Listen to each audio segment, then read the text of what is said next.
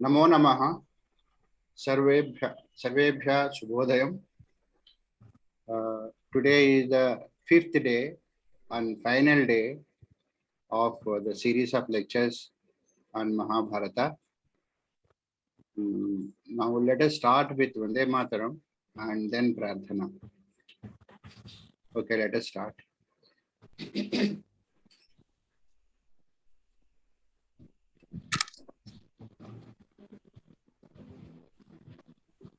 Vande Mataram, Vande Mataram, Sujalam Sufalam, Malaya Jasitalam, Tasya Syamalam Mataram, Vande Mataram. Suprajyoshna pulakitayamini pullakusumita drumadala sobhini suhasini sumadhura bhashini sukhadam varadam mataram vande mataram vande mataram. Namaskaram.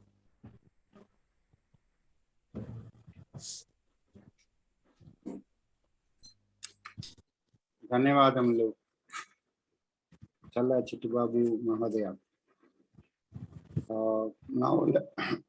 Now let us have prarthana from Vasundharaju.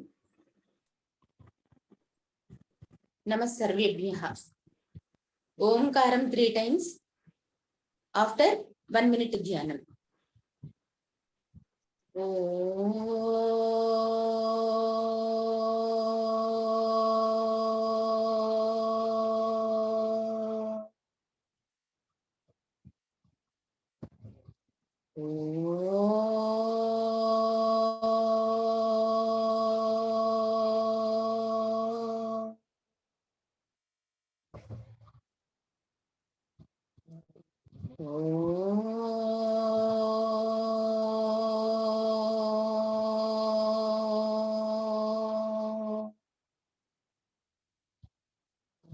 Suklam Baradharam Vishnum Sesivarnam Chaturbhujam Prasannavadanam Jayet Sarva Vignopasantaye. Saraswati Namastubhyam Varade Kamarupine Vidyarambham Karishyami Siddhir Bhavatu Me Sada Saradindu Samakare Parabrahmaswarupine Vasarapita Nilaye Saraswati Namostute. Asato ma Sadgamaya Tamaso ma Jyotirgamaya Mrutyorma Amrutangamaya. Om Santihi Santihi Santihi. Matrudevo Bhava Pitrudevo Bhava Acharya Devo Bhava Atidhi Devo Bhava. Om Santihi Santihi Santihi. Gurur Brahma Gurur Vishnu Gurur Devo Maheswaraha Guru Sakshat Param Brahma Tasmai Sri Gurave Namaha.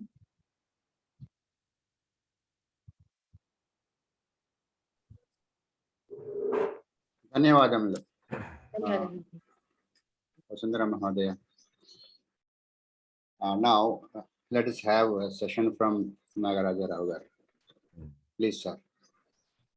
Shuklam Bharadharam Vishnum Sasivarnam Chaturbhujam Prasannavadanam Dhyaye Sarvavignopasantaye Sadasiva Samarambham Shankaracharya Madhyamam Asmadacharya Paryantam Vande Guru Paramparam. Today is the final class. Good morning to all of you, first of all. Today It is the 5th class and the last class of Mahabharata. I am also delighted because it is a refreshing start for me. Once again, whenever we read Mahabharata, we will be seeing Mahabharata from the different perspective. New areas will be ushering in automatically, and we will be understanding, oh, this I have forgotten to read it the last time, like that it will be going on. So that is the beauty of Mahabharata. Whenever you read the Mahabharata, you find a new one, new the dharmic point you come across. Maybe each and every page you come across a dharmic point. That is the beauty of this Mahabharata. So today, in fact, originally I thought of discussing some story only. But yesterday, the organizers, particularly Prabhakar sir, those persons asked me to tell about what is Mahabharata, what is the structure, what is the construct of Mahabharata, how it was developed, what was the pranalika for Mahabharata, and what are the how many number of parvas are there, and then each parva what it is there in each parva. So, broadly speaking, we need to understand what exactly Bharatam is consisting of. That is also there, because where to start, how to start.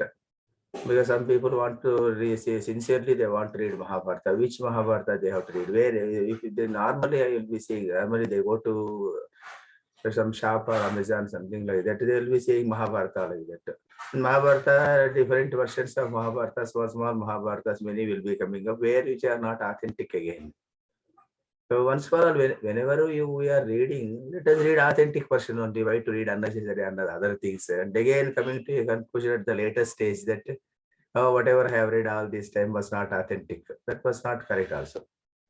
So it is good that he has asked that question. And also, I thought of discussing that issue today. What is Mahabharata and all these things? Mahabharata, initially, the first class itself, I told it is Mahatvat, Bharavatvat, iti Bharatam Uchyate, like that. It Mahatva and Bharavatva, both it is weighty, more weighty. It is called Panchama Veda because of so many reasons I told on that day. And then it was actually, in the last two classes back, there was a discussion. When was it was written like that? At the time, I was also not sure. It did not strike to me. Somebody suggested from the class that it was written much before Mahabharata. But I verified yesterday again. Adi Parva itself, it is stated that it is not written much before Mahabharata. It was written after Mahabharata war only.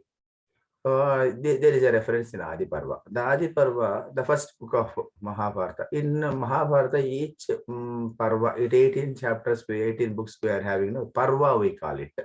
Adi Parva. Parva normally means that it is this. We come across what is called cherko, what in English, sugarcane. Sugarcane. Each sugarcane will be consisting of a long sugarcane will be there, divided into so many small portions will be there.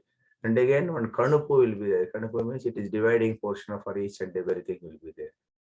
That particular small part in between two kanupus, whatever that is there, that is called Parva in Sanskrit. Parva has different other meanings also, of course. This is Parva, this is one of the meanings. So this is each Parva is Rasodayam. It should be giving lot of rasam.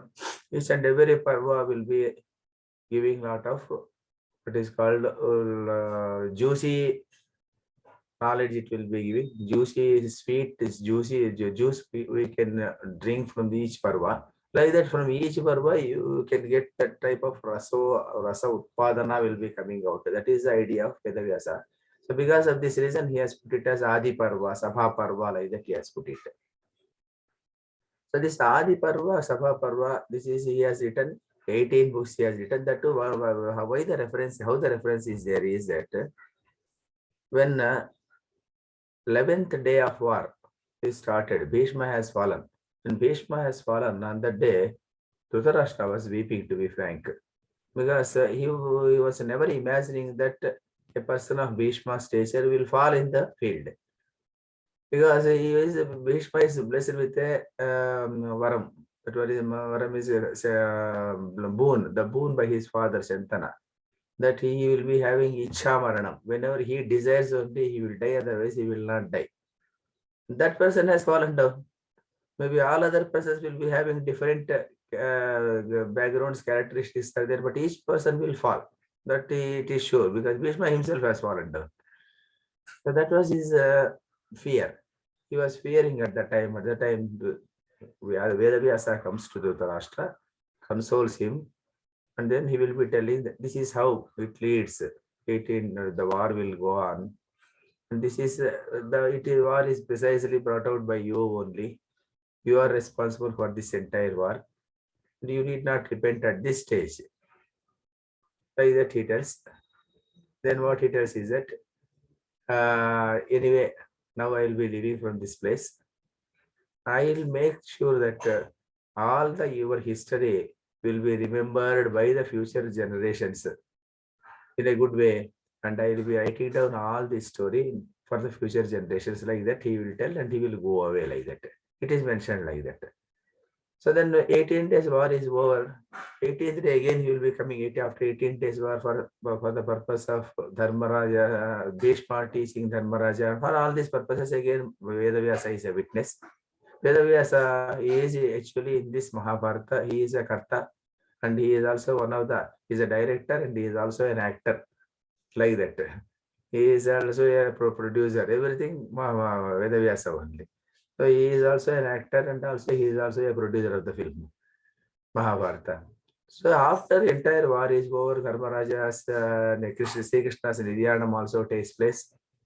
After that, he was sitting in Himalayas at that time. He visualized the entire Mahabharata in his mind, and then over for this only story, if I write, it will not be useful for the people. So he wanted to develop the particular story of Pandavas and also add some upakhyanas for this Mahabharata. We are having 1000 upakhyanas. We are having 1000 upakhyanas means upakhyanas means small stories again. Nalada Mayanti Katha, then Sri Ramachandra Katha. Like that it is there. We are having so many stories are Nahusha Chakravarti Katha, Vruttasura Katha, like that. We come across Agastya Katha, and Vishwamitra, story of Vishwamitra, story of Mandhata, story of Prithvi Chakravarti. Like that, so many other stories are inbuilt in this Mahabharata, because he ultimately his purpose is that the ideas and the great thoughts of what is called Vedas and Upanishads are to be brought to the common people. That is his idea. It is actually in the entire story, all stories of Mahabharata are illustrations for those basic dictums, Satyam Vada, Dharmam Chara, like that, all this is. So he will be telling all these things here only. He will be explaining all these concepts, Bhagavad Gita concepts and all these things in a beautiful way. In some story, one story or other, each story will be having some message that is there. That is the greatness of Mahabharata. So whatever story you read, there will be some message will be there in that story. And again, a lot of dharmic discussion will be taking place. Lot of the dharmic discussion. Each and every character, before starting his action, he will be talking some dharma, and then they will start. That is how it goes. That is, everywhere we come across this dharmic discussion will be coming across Mahabharata. That is the reason why when Panchatantra was written by Vishnu Sharma, somewhere in the later centuries, at that time, he has taken out the majority of Mahabharata shlokas in his book. There are some shlokas are there. If you type those shlokas, we find that it is from Panchatantra will be coming up, because normally many people have read Panchatantra. But Panchatantra, this again the same shloka will be appearing in Mahabharata and also will be appearing in Ramayana. Viduraniti, almost all Viduraniti shlokas are taken over by Vishnu Sharma, and he has put it in freely, he has used it for the purpose of Panchatantra.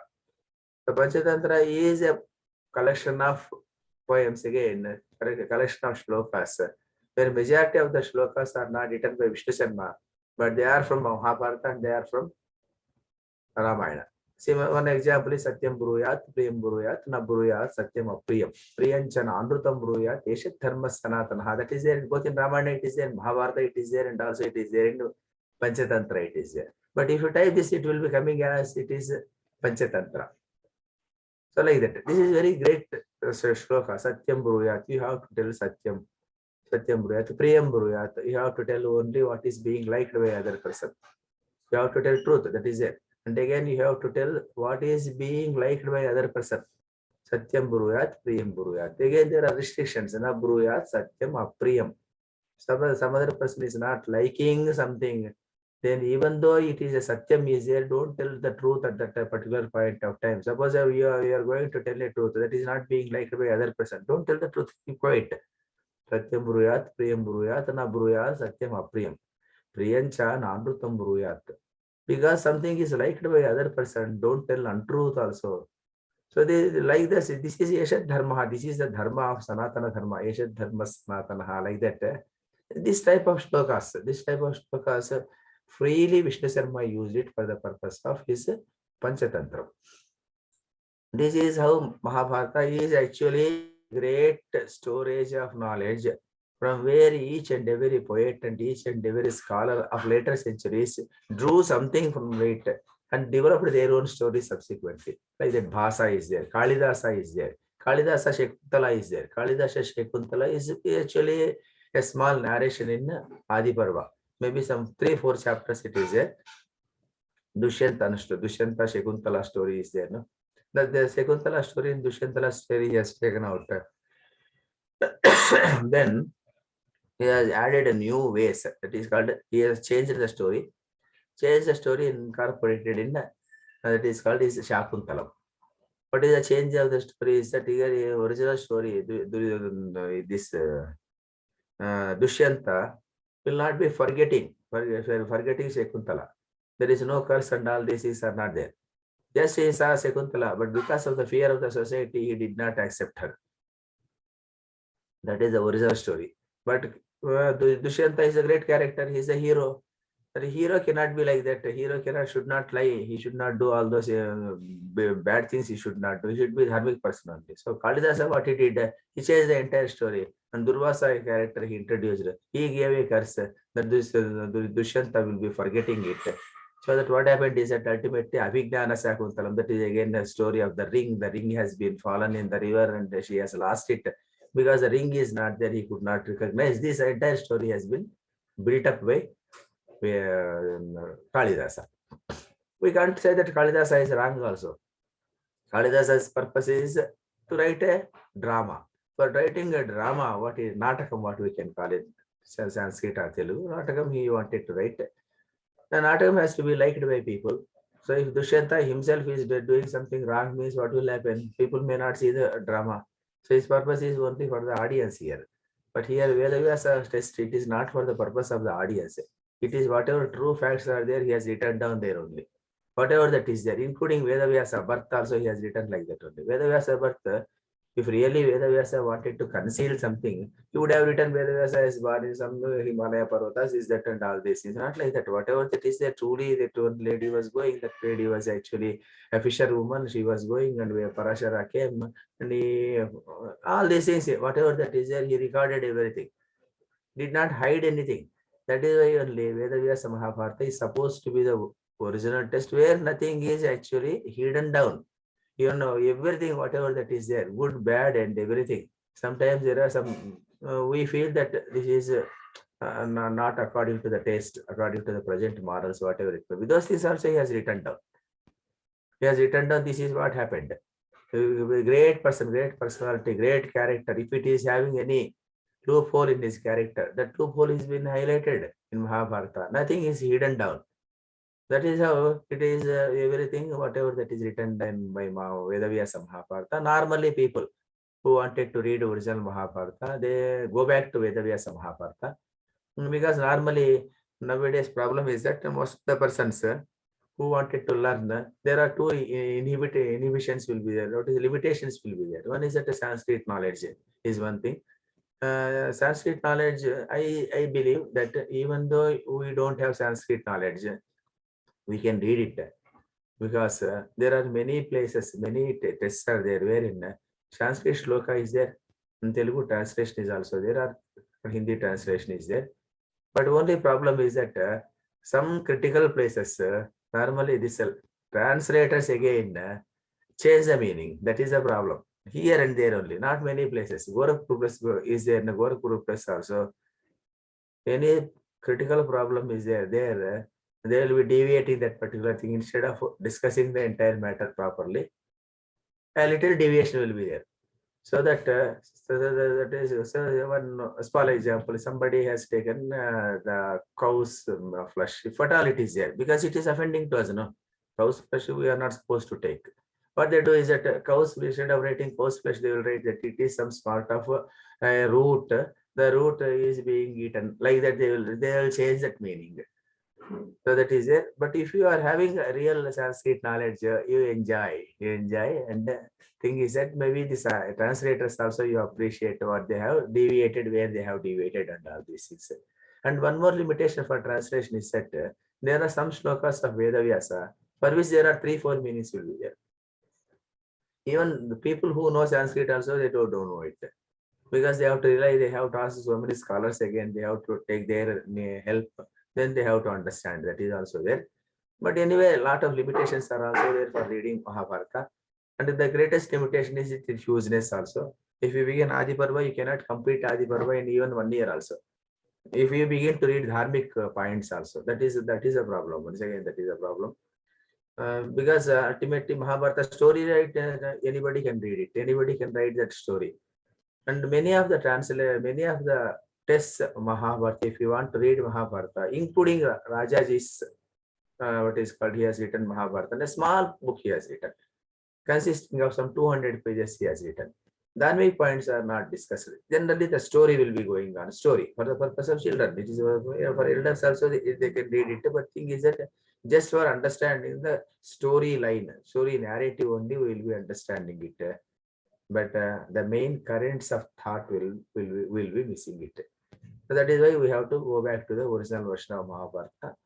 And this is original Bharata of Mahabharata. It is consisting of 18 parvas and 100 upaparvas. 18 parvas are actually Adi Parva, Sabha Parva, Vana Parva, Virat Parva, like that it is there. If you want to tell all those things, I will tell, otherwise they are there in Google also, it is there. What is Adi Parva, Sabha Parva, Vana Parva, Virat Parva? Do you want me to tell all those things? Not required.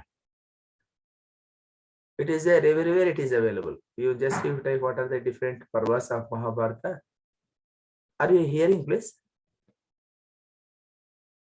Are you hearing? Yes, we are hearing you. Hearing. Well, Should I tell all those things? Adi Parva, Sabha Parva, what is Adi Parva? Briefly, I think, otherwise I can tell very briefly. I will tell you. Very briefly, we may mention. Very briefly, I will be telling. It is consisting of 18 parvas.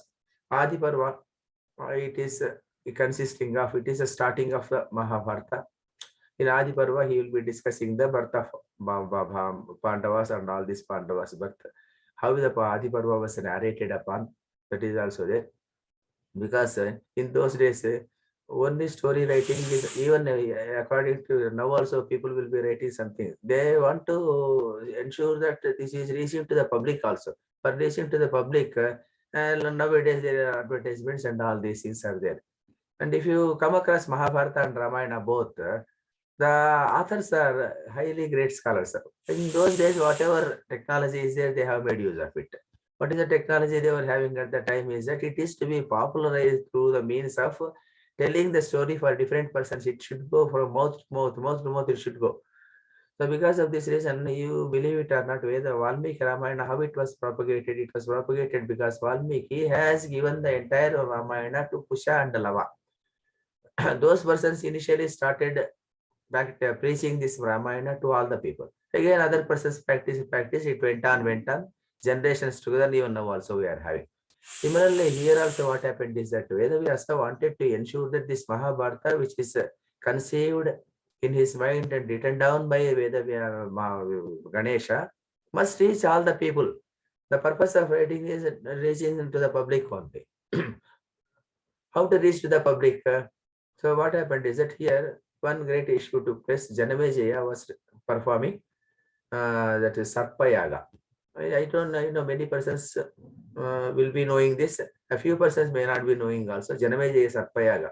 Sarpa Yaga means he was conducting a yagam, wherein all serpents will be falling down on their own and they will be dying. That is a big story again. Janamejaya was conducting Sarpa Yaga. Who is Janamejaya again? Janamejaya is the son of Parishit. Parikshit is the son of Abhimanyu, and Abhimanyu is the son of Arjuna, I told. So he is one of the lineage. In the same lineage, he is there, Janameja.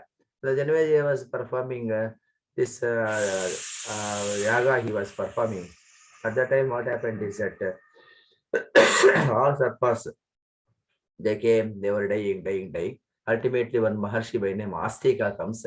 Astika story is a big story again. The Astika comes there and he prevents that Sarpayagam. And then he stops. Then Vedavyasa comes. On that situation, Janamejaya asks Mahabharata, I have done all this mischief. Maybe it is a mischief. I have killed so many serpents, I have killed. So at this stage of point of time, I want to have some solace or mental peace I want to have. So can I hear the story of my great forefathers, Mahabharatam? So how my forefathers, Pandavas, how they fought, why they battle took place and all this is I wanted to listen. Then immediately Vedavyasa called out one of his Shishya, that is called a disciple, Vaishampayana. He comes there and Vaishampayana initially started telling the entire Mahabharata because Vaishampayana was the very first disciple of Vedavyasa. Vedavyasa was having four disciples. So each person was teaching each one Veda like that. Vedavyasa, when Veda Samagra, in those days, in the time of Vedavyasa, because he got the Vedavyasa epithet also because of the reason that this entire what is called Veda Vangmaya was in helter-skelter position because Yajurveda mantras, Rigveda mantras, Samaveda mantras are mixed up. Because of this reason, many persons could not recite Vedas. So he bifurcated all these shlokas into four tests. This is Rigveda, this is Yajurveda, Samaveda, like that he distributed. After distributing it, he called four Shishyas, and each Shishya he assigned one Veda. You start teaching this Veda in your lineage like that. So until then, there are some people, Rishis, who were having the knowledge of all four Vedas. From now onwards, what happened is that again specialization happened from that time onwards. So each person teaching his own Veda. Of course, they were also knowing other Vedas in those days. There was different shakhas were there. It is believed that the shakhas were running to thousands, to be frank. Now, all the shakhas means there are some type of families who will be reciting the entire text of Yajurveda, the entire text of Rigveda, maybe of that nature. The shakhas have come down. Now we are having from 10,000 shakhas or so, we are having only 11 shakhas at present we are having. And Raymond Avadhan Saru will be telling that now only really available is only 8. That is what he is telling. You must have heard his name, Raymond Avadhan, a great scholar is there, even living what is called library, you can call. Living legend, and he is also an encyclopedia, living encyclopedia. Even now he is there in Hyderabad, he is there. That person, Raymond Avadhanadu, that person started recording all Vedic texts continuously. He is taking a lot of efforts. Some running to, if you continuously listen, it is going to 6 months listening is there. Like that he has recorded so far. It is still going on. The project is going on. He wanted to preserve the entire Vedas in audio form. He is preserving that one, that is going on. Of course, that is a different issue. Here, what happened is that this Veda Vyasa wanted to propagate it. So he called Vaishampayana and asked, why don't you teach this entire Mahabharata to this Janamejaya? So Janamejaya court, in the court, all persons are not permitted. Only few elite people will be there. The ministers will be there, king will be there, and few people will be there. Now, few scholars will be there. In that particular audience, Vaishampayana narrated the entire story of Mahabharata to Janamejaya. Janamejaya heard everything. That is one story. What happened is that in this scholarly audience, there was one gentleman by name Ugrashrava. Ugrashrava is a Suta caste person. Ugrashrava was there. He was highly knowledgeable person. He was again the son of Romaharsha. Romaharsha is again, of course, Suta only. No? Romaharsha. Romaharsha, how is Romaharsha means? Roma means this small hair, no? This Romaharsha. Hair will be standing erect like that. This particular gentleman, when Prithu Maharaj story is a great story again in Mahabharata. Prithu Maharaj was conducting a great yajna. When great yajna was being conducted by Prithu Maharaj, the first king of entire Bharatadesha, that Prithu Maharaj was conducting the yajna. At that time, from that yajna, he emanated. To the surprise of all the people sitting there, the hair of all persons got erected. Because of this reason, they gave the name of this person as Roma Harsha, like that it was given. Roma Harsha was a great scholar of par excellence, and for him, this person Ugrashava was born. He is a Suta.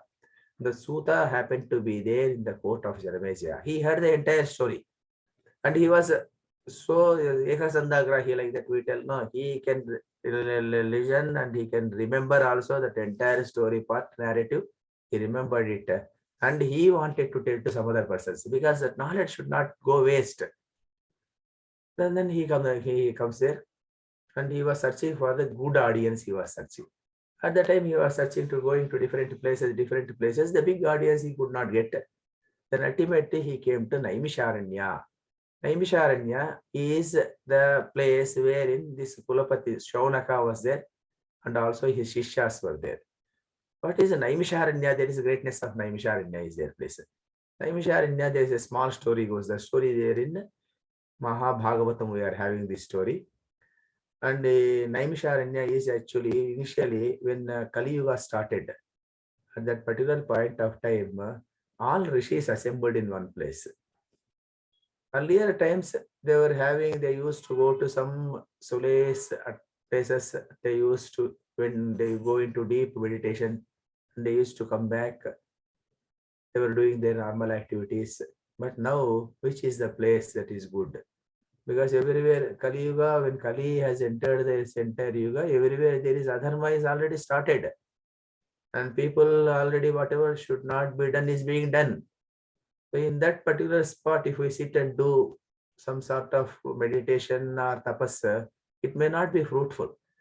We wanted to have one place, at least some place, wherein even if we do little tapasya, it should have great effect. So what is that place? They went to Brahma. And they went to Brahma. Brahma did not talk to them. Only he talked only one word. What he told is that one sentence only he talked. He prepared what is called a wheel. He created a wheel. That wheel he just rolled over the universe. And he told wherever it stops, do your Ignas, Yagas, Tapas and all those things you start doing there. Learning and all learning you can do like there. Like that. He left it like that. It was rolling over the entire universe. It was coming to different places, different planets. It was going, and ultimately they were following all this particular wheel. The wheel came at one spot and it has fallen down there. Because that is what Brahma told. Wherever the wheel falls, there it is a good place like that. Wheel is coming, no? But this wheel will be rolling. A wheel can roll as long as there is a spoke for it. The spoke is called Nemi in Sanskrit. Nemi means a spoke. You know, this chakram will be there. No, for chakram, Irusu, Irusu we call it. Or Nemi. The Nemi is there. So the Nemi has cut off and it has fallen down there. Because the Nemi has cut off in that particular space, the rishis called it as Naimi Sharanya. Naimi Aranya is forest. Naimi Sharanya, they began to call it. And that was the thing. So from that time onwards, from the starting of Kali Yuga, great people and really who wanted to do some tapas, they used to go to Naimisharanyam, sit there, because this is the place wherein Brahma has ordained. This is the place where Brahma has done yajna earlier, maybe Kruta Yuga. So Naimisharanya's big story is there. And Chaganti Koteswara sir has given a great lecture over Naimisharanya. Lecture over 1 hour duration. What is Naimisharanya, like that? Of course, he has brought out many other stories, many other things also, episodes he has. But because of this reason, 1 hour listening will become at the time sometimes difficult maybe. And of course, he has brought in many concepts he has brought in, and he has given the description of Naimisharanya. The Naimisharanya is like that. It is there in Mahabharata, it is there. The story you can directly read in 10 minutes. So what happened here is that when all these persons were sitting, there was Shaunaka, one person was there. Shaunaka, who is one, that person is Kulapati. Kulapati is, again, the definition of Kulapati is that he should have 10,000 students, he should have. 10,000 students means he himself is a university maybe. 10,000 students seeking knowledge of different branches of Sanaatana Dharma. Maybe some Jyotisha, some other thing, some Gandharva, some Ayurveda, some other person, some other thing like that. Rajaniti. Like many other persons will be wanted to learn many things from this particular place, and he can impart education to all persons and without any problem. That was the greatness of Kulapati. Kulapati is a modern day. That is why only even our chancellors of our universities are called Kulapatis. But even you believe it or not, most of the universities, big universities also will be having 6,000 students, 8,000 students, like, or maybe some universities 10,000 students like that. It will be there. There with Makra, as hundreds of faculty will be there. It is not like that. That's Gulapati is having that much knowledge and he can impart education to those persons. That great person was there. He was there and all these rishis were there. All the 10,000 students were there. This is the big assembly. So at that particular point of time, this Romaharsha goes there and he was inquiring. He saluted them. Then they asked him to sit there. When they sat there, and we wanted to hear something great from you because we heard that you are a great scholar. We wanted to hear from you. Then he told, I know all the stories on the world. Whichever you want. Suppose if you are going to ask what is called Paudgalya Vamsha Charitra, I will tell. Or Bhargava Vamsha Charitra, I will tell. Or if you ask some other thing, I will tell. Whichever Charitra, all the Chakravartis, great Chakravartis are there now. Whatever Chakravarti story, lineage, everything I can tell. And similarly, I can tell the entire Mahabharata, entire Ramayana, whatever you ask, I can tell you like that. Then they selected Veda Mahabharata because it is consisting of all dharmic things. It's a huge volume. And anyway, we are doing Satrayaga here. Satrayaga is a yaga which is conducted for 2 years, 1 year like that it is there. Satrayaga means continuously some yaga ritual will be happening all the time, 24 hours, all the days. There are some people will be coming out and some other person will be doing. And in that particular Satrayaga place, some yajna or yaga will be going on continuously by one person or other person throughout 24 hours for 1 hour, 1 year, 2 years like that. That was the situation in those days. So there's some time after some period of time, some rishis will come out, squeeze some time, come out. And in that particular period of time also, maybe lunch time or maybe dinner time, whatever it may be, they come out there. And after some time they take rest. Taking rest, they wanted to hear this story. Doing yajna on one side, coming out for some time, every day they will be listening some story of Mahabharata and then again proceeding to yajna. This was the ambience that was there in that particular period of time. And then he started telling the entire Mahabharata story. The entire Mahabharata story. People tell that initially it was written in Veda was only some 8,000 and odd shlokas. Subsequently, it was expanded to 24,000 and odd by Vaishampayana, and it is expanded by 1 lakh.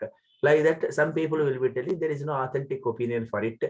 But Veda Mahabharata, it is written down that all 1 lakh stories are from the beginning, it is there like that they tell. Modern scholars sometimes they will be telling that Veda how he will be having that much knowledge to write 1 lakh stories. All this is there, of course. We don't know his greatness. We don't know his scholarship. We cannot question because according to our capacities, because we can't write even 5 shlokas per day. 1 shloka also we cannot construct on our own. That is our limitations are there. But he is not of that nature, no. So he has anyway. Traditional view, if you accept that all 1 lakh stories are from the beginning, it is there. That it is there. It has brought down, right? Initially, Vaishampayana told to Janamejaya, and again it was told by this Ugrashrava, Romaharsha's son Ugrashrava told to what is called all this Shaunaka and all other places. Here, one thing, after reading listening to the entire thing, you have to understand one aspect here. Thing is that here, the distinction between Varnas, that is called he's a low caste person, I am a high caste person, was not very much there as long as scholarship is there. That we have to remember here. Because if you just read it and leave it, we are not understanding what is the component of this particular spot. Here, Sutta is telling the entire story and all these Brahmin scholars are listening here. That is there. Sutta is a person who is reciting entire Mahabharata and all other persons were reciting with all veneration, with all worship. They were listening. That is also their face here.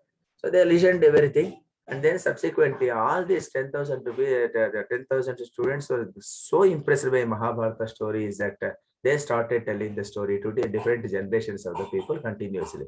It went on, went on, went on like that. It is coming now. That is why when I started my series of YouTube lectures, some people ask me, and there are so many persons have told Mahabharata stories. Why you are starting the story?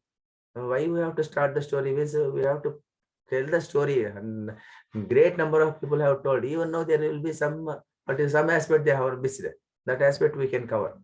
That is why it can be told by even any number of people can tell the story to any number of people, because it is such a stress test that it should be propagated. Otherwise, what will happen? Because somebody has told, why I should tell. If you leave like that, it will be limited to somebody only. Why you also tell? You may be having 10 people audience. The 10 people also will be listening. Fine, no problem. The 10 people, at least one person will be telling to some other person. That is there, no. So that is the reason why everybody has to start to read, and everybody has to tell only. That is my idea. That is why I started my YouTube lectures. That is there. Here, Veda Mahabharata is propagated in that fashion. Now, what are the 18 parvas? Adi Parva is consisting of the story. This is the entire story of Romaharsha, how it started, and all these things are there. And even the structure of the book is also such that initially, and in those days itself, he has given a foundation how to write a book also. How to write a book means you should not simply start writing the book continuously. You have to give the gist of the book. You have to give the gist of the book first, and then you have to start elaborating the gist. That is called what you call introduction. The introduction itself will be consisting of the entire story. And then again, you have to expand the story, then summarize the story. All the three things Mahabharata, Vedavyasa himself has done some 5,000 years back, because it is written at the starting of the Kali Yuga, that is 5,000 years back, because 5,104 BC, if you take into consideration Mahabharata war. And after that, 36 years Krishna lived. Afterwards, Krishna Niryana took place. Dharmaraja ruled entire Hastinapura for 36 years afterwards. After that, Krishna Niryana take place. Krishna Niryana takes place means it is the birth of Kali Yuga. So Kali Yuga started a little prior to first century, maybe 5,104, again 36 years, like that. Yeah, maybe around 5,000 years back it started. Mahabharata was written down. So this Mahabharata is consisting of 18 parvas. It is Adi Parva. This is the entire thing is mentioned. And like any other, it is Purana or Itihasa, here also we are having all types of components of what should be there. Srushti, how it has started, what are the different great, what is called scholars were there on those days, earlier periods. What are the great Chakravartis were there in the earlier period? What are the great Vamshas were there in the earlier periods? All these things are discussed in Mahabharata. And subsequently in Adi Parva itself, then it also discussed about how Kauravas were born, how they developed, how they learned all those things, and all the Dhanurvidya and all these things. There were small, what is called initial Astra Vidya Pradarshana, and then all these things are discussed in Adi Parva. Adi Parva, it goes up to what is called the Bharata race, how it started. This is entire, this thing is there in Mahasabha, Adi Parva. And then and there here itself the giving of Visham to the poison to Bhimasena going to Patal Loka, then Nagaloka, all this is also discussed in Adi Parva. Then coming to Sabha Parva is the second book again. Adi Parva is a big book. The Sabha Parva is comparatively a small book. It is Sabhas, entire Sabhas of different persons were discussed. And because in Adi Parva we come the end story is Khandavadahanam. And Khandavadahanam took place, Krishna asked Maya, great Maya, to construct a fort for these Pandavas, and he constructed a great fort that is called Mayasabha. He constructed a fort, he constructed, and he near Indraprastha, and that is there. So then Narada Dharmaraja will be asking Narada, is there any other fort which is of this grandeur? Mayasabha is so grandeur. It was actually at that particular period of time, no other building could beat this building. That was the greatness of this building.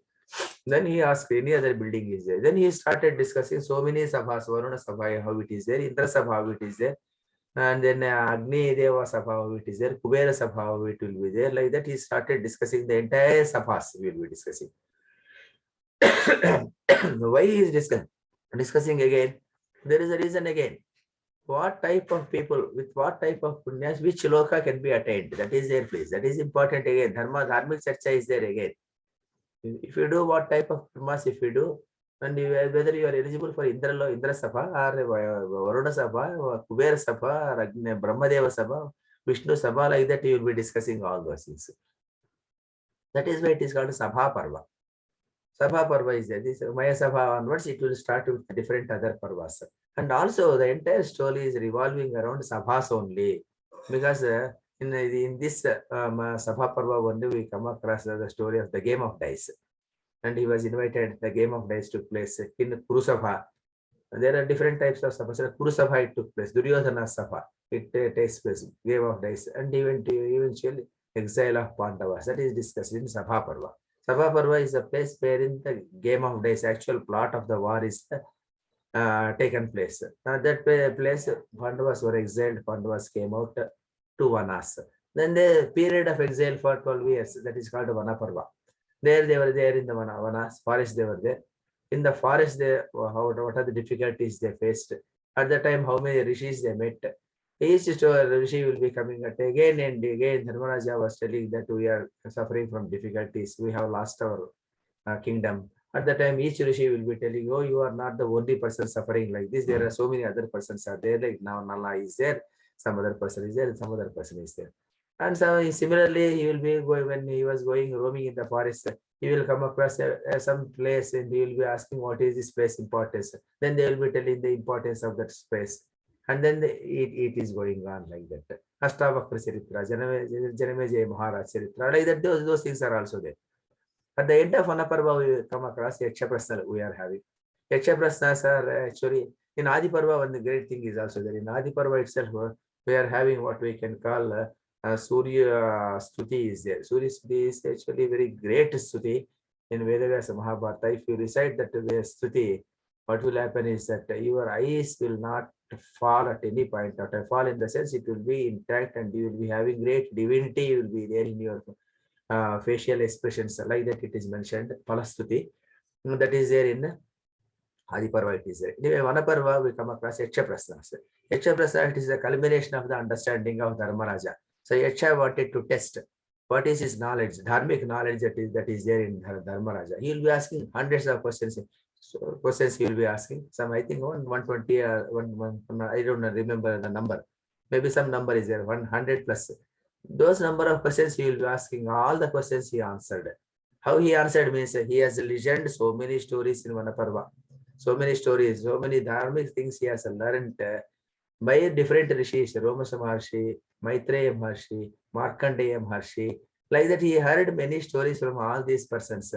And he has knowledge is firm and intact. Because of this firm and intact knowledge, he could answer all the questions of Yaksha Prasnal. Yaksha Prasnal is actually an examination paper for Dharmaraja. What he has understood in throughout 12 years. That is there.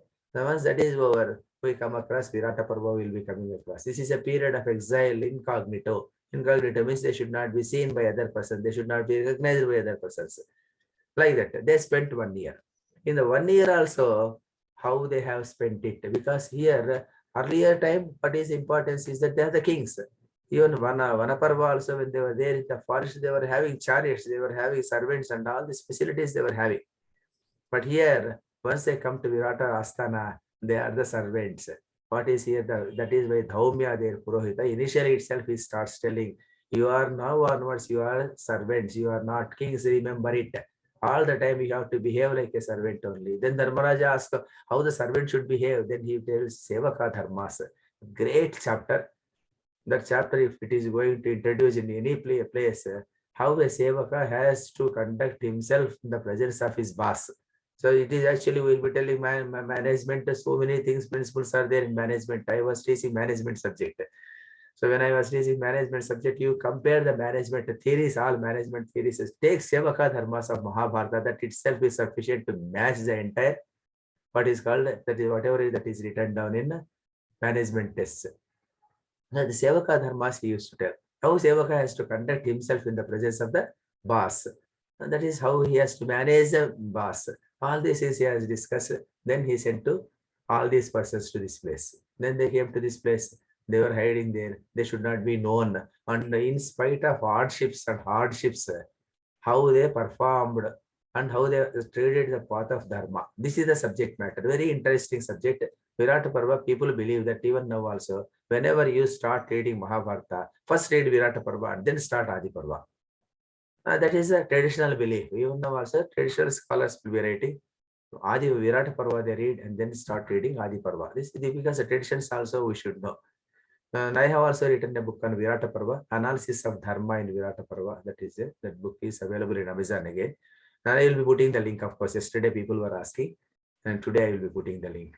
So Virata Parva is actually, you should read Virata Parva and then start reading from Adi Parva. People, traditional people will do like that. Normally, some people who don't believe all these things, they start, why, what is there in it? If we read, what will happen? This is the thing. That is, of course, that is there. Leave those persons. Virata Parva is also, each and every Parva is having some significance is also there. If you read Virata Parva, what will happen is that on that day, there will be rain will be there. When I am a child, I experienced it. There was a drought. Maybe the rain was not at all coming. It was a rainy season, rain was not there. So villagers assembled when I was 10 years old at that time. People assembled and then discussed, Swami, what we should do. Swami, they used to call us at that time. My father and father, we should do. Then they told, okay, let us read Virata Parva today at the bank of the river village tank, Cheru village tank. They went there on that day, entire evening, one person recited entire Virata Parva. Entire Virata Parva recited, and at around 3 o'clock, all people returned. Believe it or not, early morning by 6 o'clock, the entire pond was full. It was a profuse rain was there.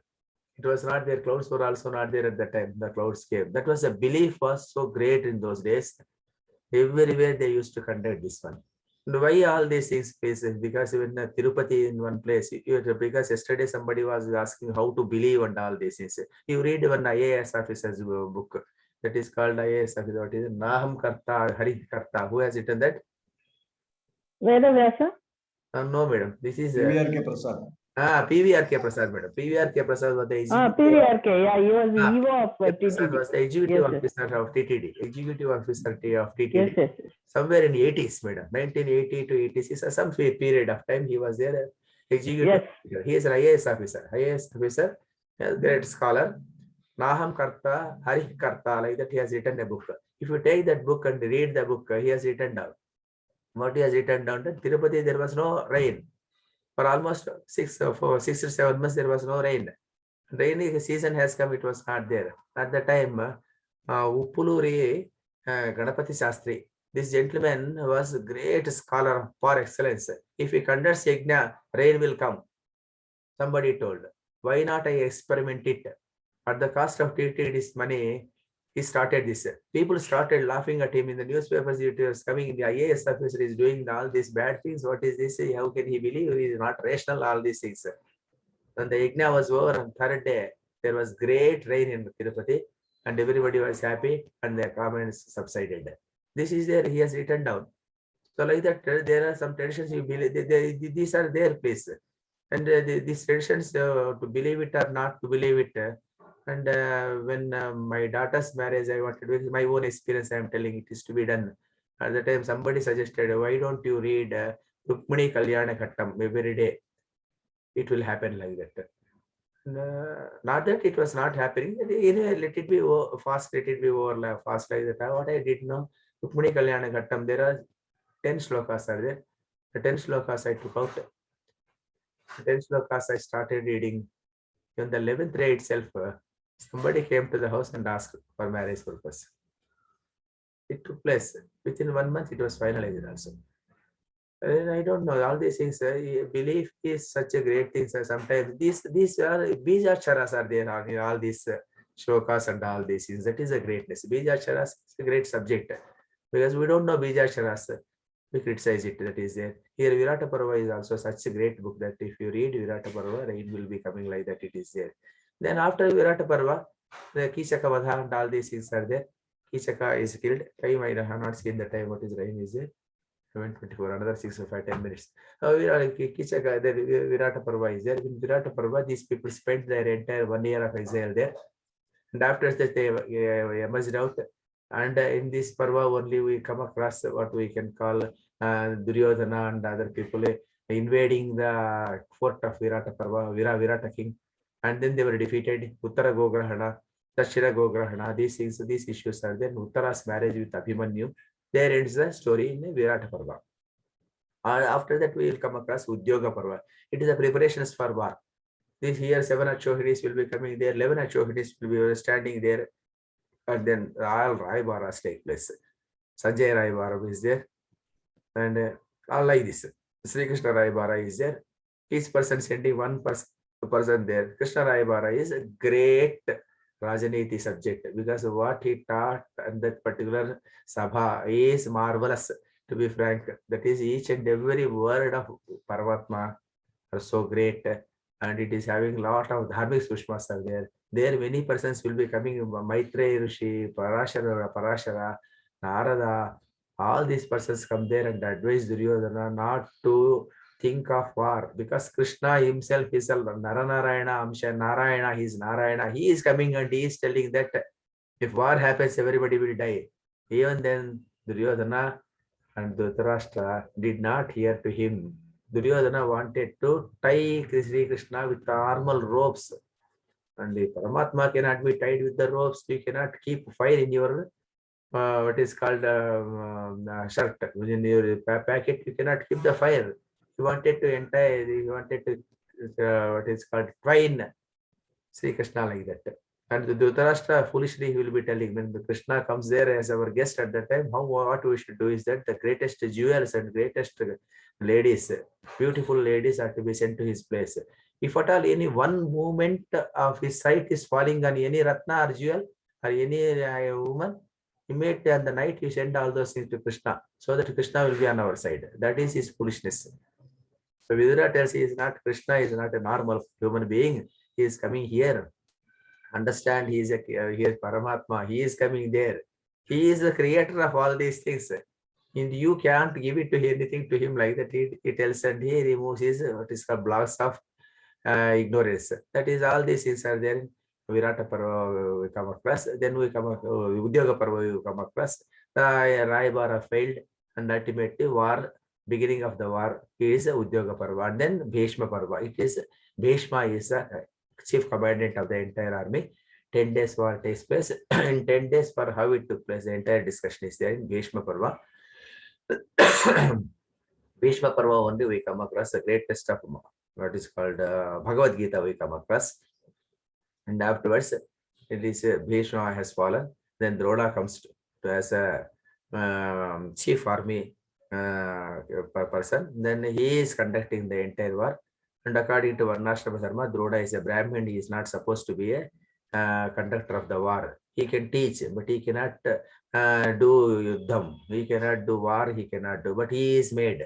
Well, because of this reason only, all bad things happened in the Drona's time only. What happened is that Abhimanyu died at the time only. Abhimanyu died at the time only. All other things. And ultimately, Drona was also destroyed in the same form only, of course. Drona Parva is there. Then Karna Parva. Karna was actually made the chief warrior. Karna Parva is there. After Karna Parva, we come across Shalya Parva. Shalya is the last, what is called the chief commandant of Kauravas.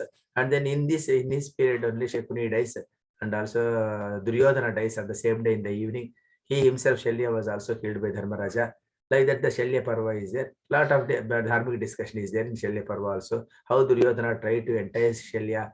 What are the things he has used for the purpose of alluring Shalya? These things are discussed. Then we will have Sauptika Parva. So Sauptika Parva means Supta. It is actually, it is a status of what we can call when people are sleeping stage. When people are all Kurusa and Pandava Sainyas were sleeping, what happened is that on the night, Ashwatthama, Krupacharya, and Ritavarma, all these persons come there. Ashwatthama killed the Pandavas, he killed, and then he started killing each and every soldier of Pandavas in the battlefield. All people are dead on that day, except Pandavas. Now this is a Sauptika Parva. That is called Sauptika Parva. It is actually Supta state is actually a state of sleeping. No? In the state of sleeping, when they were there, all people were killed. That is called one parva. Then afterwards come across as three parva. Three parva, it is a book of ladies, Gandhari, Kunti, and other women of the Kurus and Pandavas. They come there, lament over the dead. They will be weeping. A lot of people will be coming, consoling. Again, there are some stories are there. You are not the only person suffering like this, like that. And they listen to all those things. And initially they thought it is Krishna who has plotted all this. Subsequently, some people will come and tell that it is not he. It is actually the destiny has is like that. This type of discussions are there. This is called Stri Parva. It is there. Once a Stri Parva is there, we come across Shanti Parva. Shanti Parva is again the biggest book of Mahabharata. In this, Yudhishthira comes to know that Karna is his brother. He repents like anything. He refuses to accept the throne. And you believe it or not, there are some 600 pages of Mahabharata is devoted for this purpose only, to console him. No, you should accept the throne. In spite of that, he will not listen. At that point of time, in order to give him great, he is already the dharmic person, knowledgeable person. In spite of that, again, that should be rekindled. For this purpose, he was taken to Bhishmacharya. Bhishma started telling all this Rajaniti, Dharma, Sushmatas, and all these things. So many stories we come across in Shanti Parva. And Shanti, after that, Dharmaraja ultimately agreed to accept the throne because he was so much, his mind was so much bad at that time because of the death of Karna. So this is called what is called Shanti Parva. Here we come across Vishnu Sahasranama. We come across. Then Vishnu Sahasranama was started by Bhishma to Dharmaraja. Then we come across Anushasnika Parva.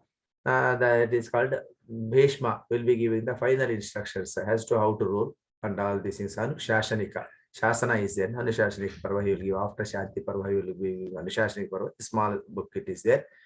And then Ashwamedha Parva is there. Ashwamedha Parva is the place where Yudhishthira has become the king. He has accepted the Chakravarti post and he becomes the king of Hastinapura. And then initially he started, Krishna advises him, why don't you take you, because everything is gone. So you have to do again Himot Pranta, you have to do mining activity, you have to take place, it should take place, and you have to get all jewels, all these things you have to take out, and then you have to start ruling the country. And then what happens is that he becomes Ashwamedha Yaga, he does. Ashwamedha Yaga sacrifice he conducts. That Ashwamedha sacrifice is discussed in a very big form. It is discussed. Then it continues like that. Then I think Ashrama Vasa Parva is there. Ashrama Vasa Parva is again one more Parva after this next Parva. This is called the Ashrama Vasa Parva. This Gandhari, then Dhritarashtra, and all these persons, they were still staying in the court of Dhritarashtra.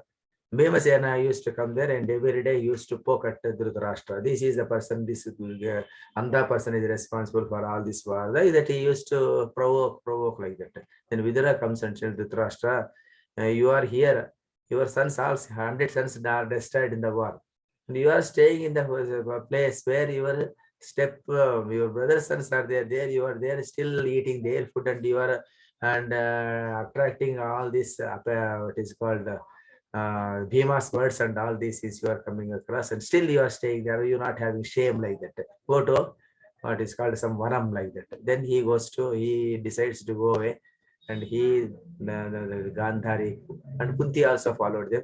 All these persons go to the forest. Then great fire takes place. In the great fire, all persons were extinguished. All persons were killed in the fire. And there here also Vidura also dies there. Then Vidura death is also in that particular. Vidura, of course, he will not die in the fire. Afterwards, he will die. That is also there discussed in Ashrama Vasa Parva. It is there. Once that is there, we come across the Mausala Parva. In Mausala Parva, we come across Krishna. After once the war is over, he goes back to Hastinapura. And then at those period of time, we believe it or not, the scheme of God's thing is such that all Yadavas are intact because Yadavas did not participate in the war. Yadavas did not participate in the war except Satyaki, Krishna. Krishna, of course, did not fight, of course. And a few persons only, 2-3 persons only participated from Yadava side. Yadava warriors are equally strong as Kuru warriors. And how their destruction should take place. They are also doing a lot of adharmic things they were doing by that time. They have to be killed. What happened is that Gandhari Shapam will come at that time. Anyway, they will be destroyed on their own because of Durvasa's Shapa is there. Because of this reason, what happens is that they are infighting between Yadavas. That is discussed in Mausala Parva, that is there. Infighting and eventual Niryana of Sri Krishna, that is there. Then once Krishna's Niryana takes place, Dharmaraja decides on the spot that we are not going to stay in this planet, we have to move. That is called Mahaprasthanika Parva. They move towards Himalayas to reach the Swargarohana point. That is called the 17th Parva. And the last Parva is Swargarohana Parva. The Yudhishthira final test, the return of the Pandavas to the spiritual world, that is there. And he goes there, and ultimately this is the end of the story, like that it goes. These are the 18 Parvas are there. Each Parva is Rasotpadana Parva, like that we can tell. So this is how the structure of Mahabharata is there. Then once this structure is over, what we can do is that because it is written down in Sanskrit, it was coming from mouth to mouth only. Mouth to mouth only. See, 1 lakh slokas are coming from mouth to mouth only. That is why present day scholars, some people, they say that it is not written by Veda Vyasa, it is written down by many other persons. That is their opinion, it is there. You have to do research only whether to accept or not to accept. Anyway, that is written down, or one person has not written down because it has brought down over Maukika. Mouth to mouth it has come. 1 lakh slokas coming from mouth to mouth is not possible. Nobody can remember it. So it must have been added by some other persons. Maybe we don't know all those things. Anyway, that 1 lakh slokas have come down. And 1 lakh slokas, it has come down to northern India in one version, it has come in southern India, it is in different version, it has come down.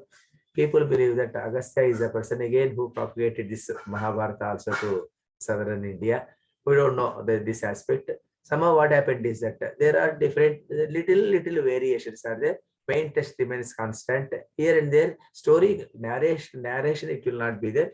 But there are some slokas what are there in northern version are missing in southern version, like that. A southern version, whatever there is, it is missing in northern version.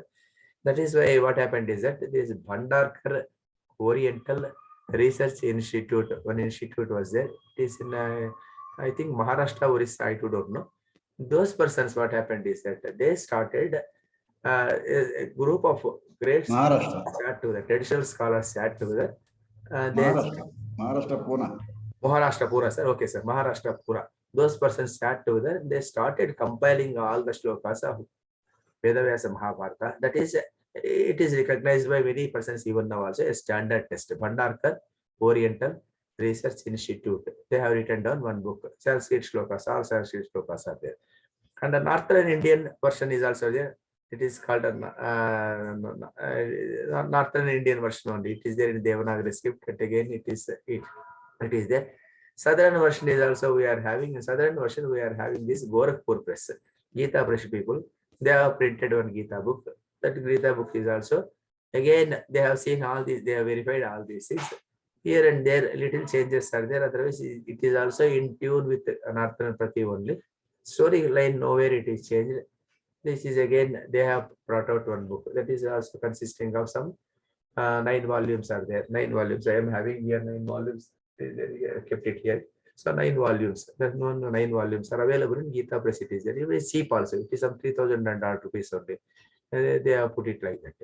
Over and above, we are having for understanding Mahabharata in the original versions. If you want to understand, there is a Nilakanta Shastri. The Nilakanta Shastri is one great scholar. Nilakanta Shastri is he has written commentary on 1 lakh slokas. That is the greatness in 17th century. So when you are telling that Veda Vyasa cannot write 1 lakh slokas, how can he write in his lifetime? People question. But here Nilakanta Shastri in his lifetime in 17th century, that too is not some 400 years back only. That person has written a commentary of for 1 lakh slokas. He has written commentary like Bhagavad Gita commentary is there. No, like that he has written commentary. Even Bhagavad Gita also has written commentary. Nilakanta Shastri's Bhagavad Gita commentary is scholarly version even now also. People normally Shankaracharya commentary is there. The same Shankaracharya commentary he commented again because Shankaracharya commentary cannot be understood by again scholars. It has to be again written down. Again, it is to be written down for the purpose of some other common people. It is called Bharata Bhava Deepa, like that it is there. Bharata Bhavadipa. Like that the book name is Bharata Bhavadipa. In that he has written commentary for entire Mahabharata. Even now also scholars, whenever they get doubt, the doubt is to be clarified from referring to the Nilakanta Shastri only. If only one person only has written commentary on Mahabharata. Commentary means it is each and every shloka, taking out each and shloka, and what is the concept here, what is the Veda Samskruti in this particular shloka, like that he has written the commentary. No other person has written the commentary. But Nilakanta Shastri, in his commentary itself, in the first introduction part itself, Nilakanta Shastri's Bhavadipa, Bharata Bhavadipa is available in the internet also, it is available. He has written in the first chapter itself that he has made use of two other commentaries of earlier, that is called Deva Bodha commentary from Kashmir, and one more is called Arjuna Mishra commentary from Bengal. I have made use of it, like that he mentioned. But these two commentaries are missing. Now it is not there. Where they are there, we don't know. It is not available. The tests are not available, but the tests are mentioned by Nilakanta Shastri. Maybe we may come across in Tanjavur and some other place, maybe Talapatra Granthas, it may be there, we don't know, because Arthashastra was called out like that only. No? Arthashastra, great Arthashastra of Kautilya was not to be seen until 4th century AD. And it was written down long back. Kautilya was there, not the 3rd century BC itself, he has written down.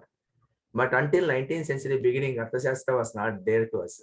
Because it was actually, and what is his name? Shyam Shastri. Shyam Shastri is a librarian for Tanjavur Saraswati Saraswati Library. Granthalaya, Saraswati Granthalaya. Tanjavur even now also Saraswati Granthalaya is there, wherein some more than 1 lakh Talapatra Granthas are still there.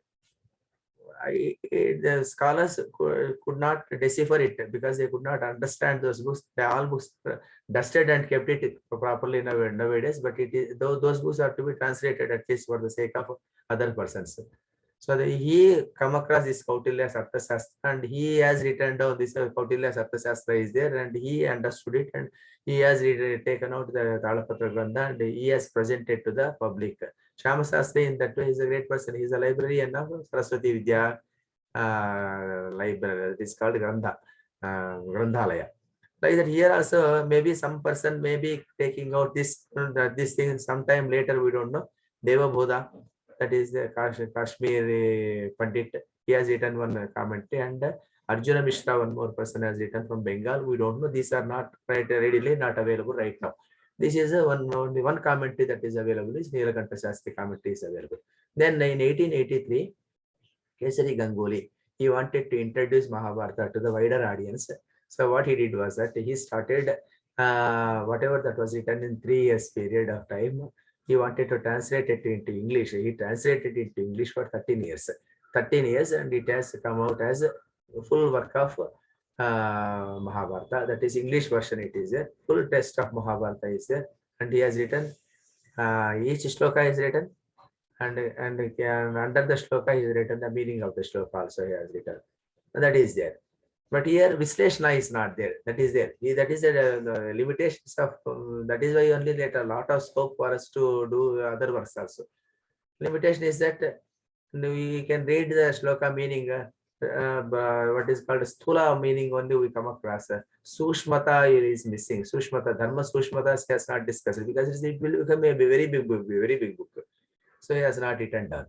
Subsequently, there are many scholars, foreigners, and all those persons started writing their own books. And the present day scholars, particularly people who read JNU or those type of Jawaharlal Nehru University, those type of persons read the commentary and they will read this original text and they will be commenting on their own. And what is Sita's Agni Pariksha, those type of things, particularly they take out that particular aspect. In Mahabharata also, Savitri, there is one lady by name Madhavi. Madhavi character is there. One lady married to 5 persons, 4 persons like that. That one story, randomly they pick up and they start commenting. This is how Mahabharata is there. This is bad, all these things like that. But where is Dharma, Artha, Kama, Moksha, and all these things, how they are discussed and what is the structure of Mahabharata, they say that is not there. And that is why Mahabharata, Pravrutti Dharma is there, Nivrutti Dharma is both are there. And both are discussed. Dharma, Artha, but it has given importance to Dharma, Artha, Kama. Moksha is also discussed because of Bhagavad Gita is there, Vishnu Sahasranama is there. But majority of parties, Laukika Dharma is also embedded in Mahabharata. Because Laukika Dharma is not there, normal people will not read it. Only Adhyatmikata is there, only few people will be reading it. Only selected few. How many people read Bhagavad Gita? Maybe count, it can be counted upon. But Mahabharata story, at least many persons will be knowing. So that is the reason why Laukika Dharma is also there. Pravrutti Dharma is also there. Nivrutti Dharma is also there. Moksha Marga is also shown. But all these things, for living in the society, what are the ambience that is prevailing in the society, and why we have to get on in the society, the environmental issues and all these are discussed in Mahabharata. That is why it has become a great story. Apart from that, anything is there, Mahabharata? I think anything if you ask, let us discuss. I think it is 7:30 already. 7:45. If you want to discuss anything, we can discuss. Yeah. Tell me, sir. Dhanyavadam. You have covered Mahabharata in great detail.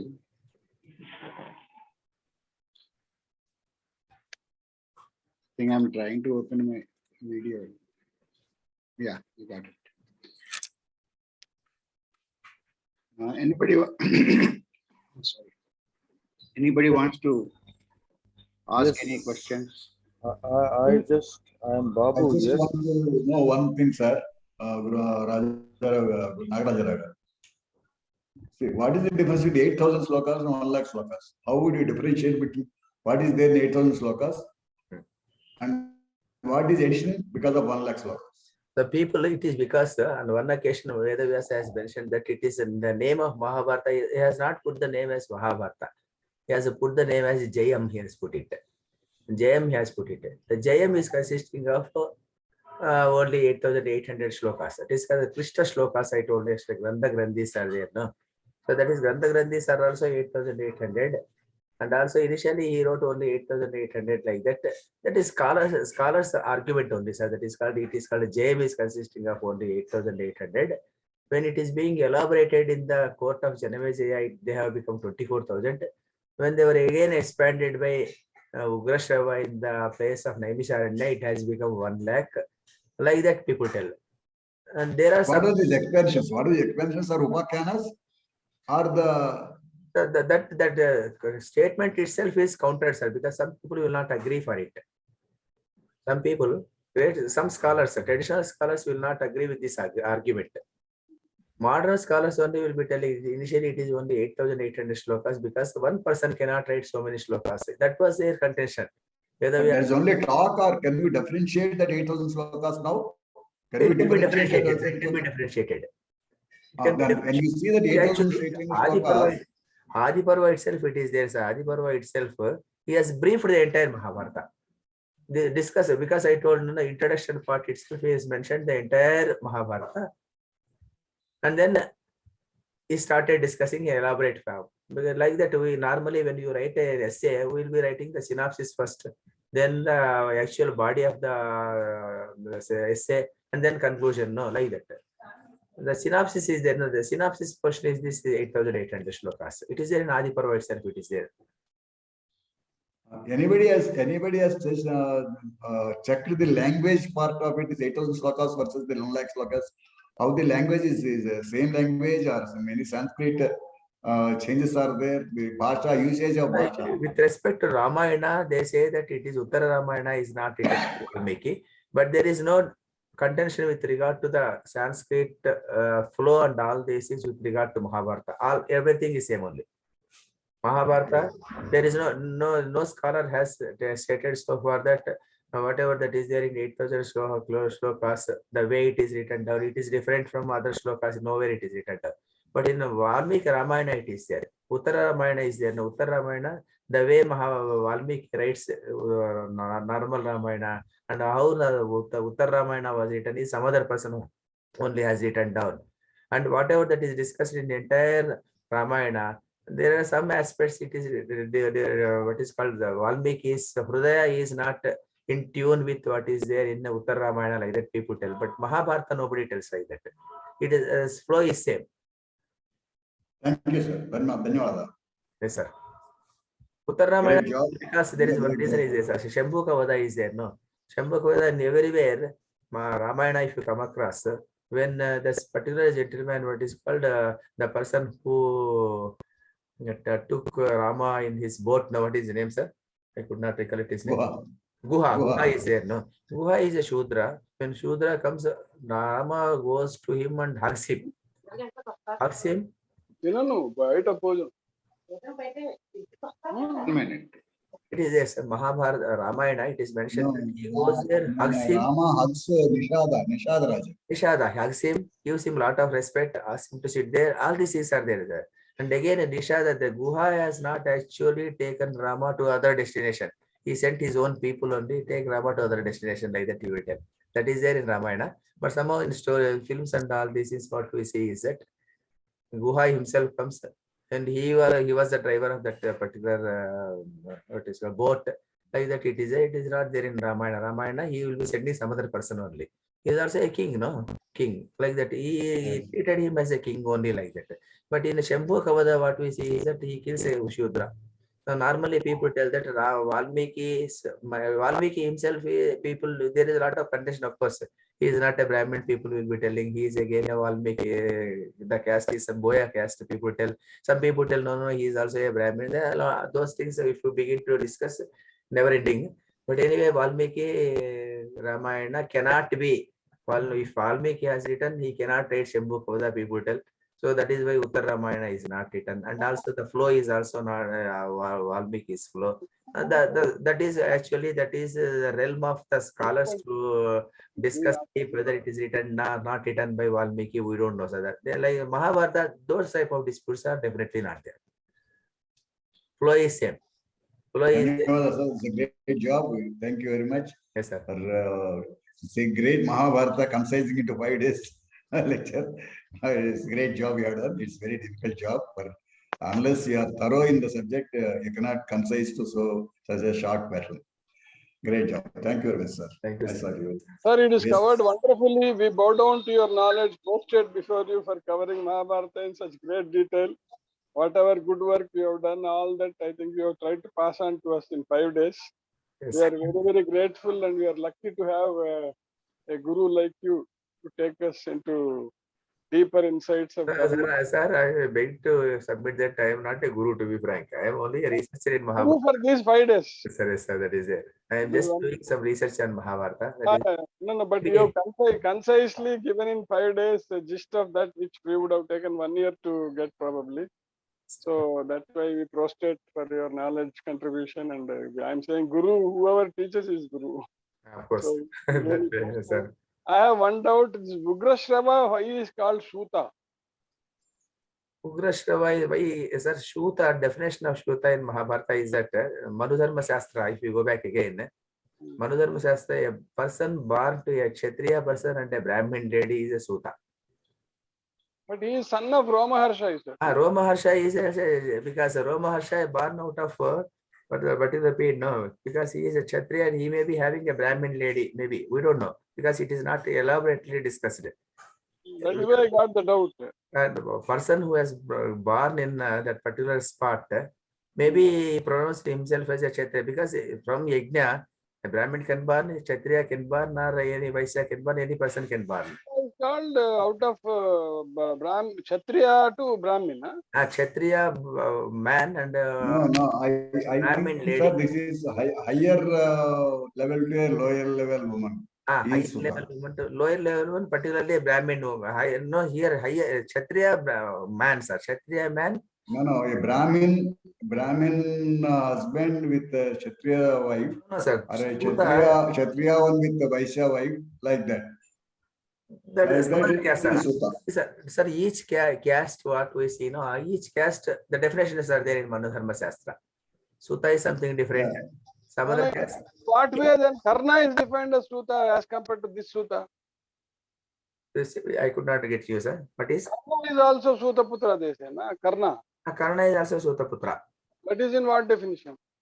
By what definition? Same definition only. Kshatriya man and Brahmin's Brahmin lady.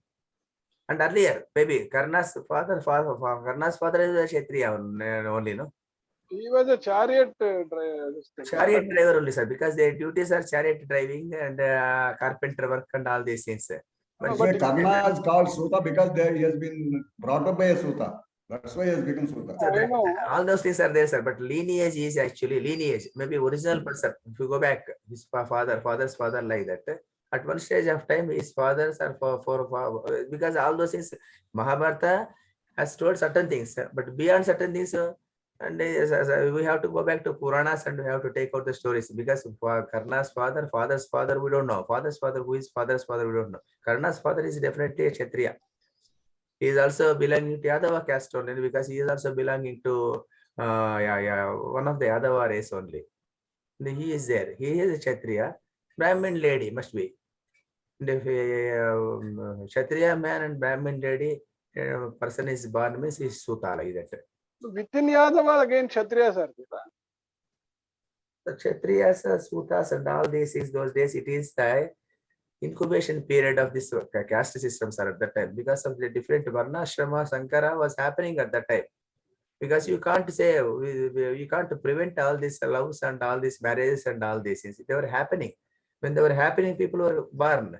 And people are born, what to do with them? So each type of persons they used to name, I believe. Because I may be correct or not correct. Because they used to name. Because Kshatriya man and Brahmin woman. Chandala is also like that. Now Brahmin lady and Shudra man. Chandala. The definition is like that in Dharma Shastra. Brahmin lady and this what is called a Shudra. If a man person is born, he is Chandala like that.